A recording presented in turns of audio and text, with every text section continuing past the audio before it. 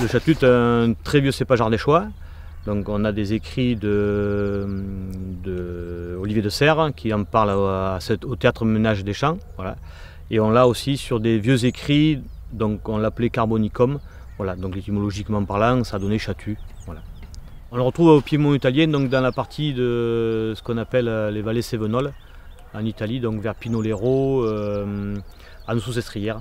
On le reconnaît. Bon, c'est des très grosses feuilles, il n'y a pas faute. C'est très marqué. Il a des dents assez marquées aussi. Ouais, voilà. Donc tous les cépages n'ont pas ça. C'est une feuille relativement pleine. Voilà, donc le sinus, voilà, donc de très grosses feuilles. Le chatu est implanté chez nous donc sur une zone de la Cévennes qui va de Paysac à Chassier.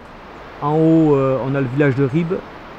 Et après là, on a le village de Vernon où on voit les feuilles rouges du chatu. Voilà. Donc Vernon qui est le berceau de la renaissance du chatu avec une très vieille parcelle de chatu. Le chatu avant était planté franc de pied chez nous. Et ben, comme partout. Hein. Et par contre le chatu c'est le plus vigoureux des cépages qu'on ait.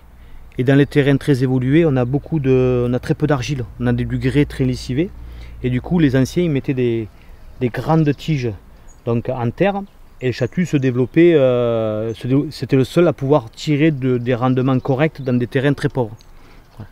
Et quand le phylloxéra est arrivé, il a ravagé toutes les terres qui étaient très argileuses, sauf quelques poches de chatu dans les terrains très gréseux. Voilà.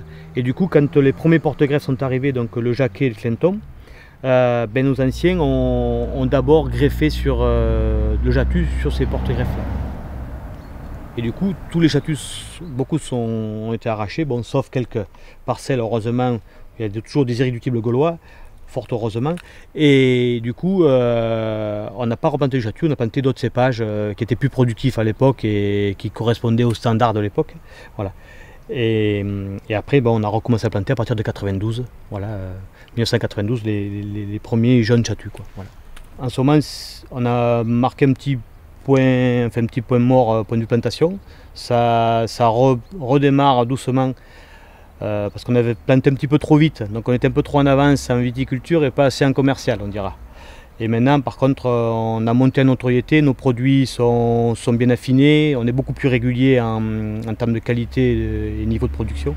Et du coup maintenant on commence à vivre de notre travail, de notre chatu. Et du coup, ça nous donne envie de replanter et de développer encore. Voilà.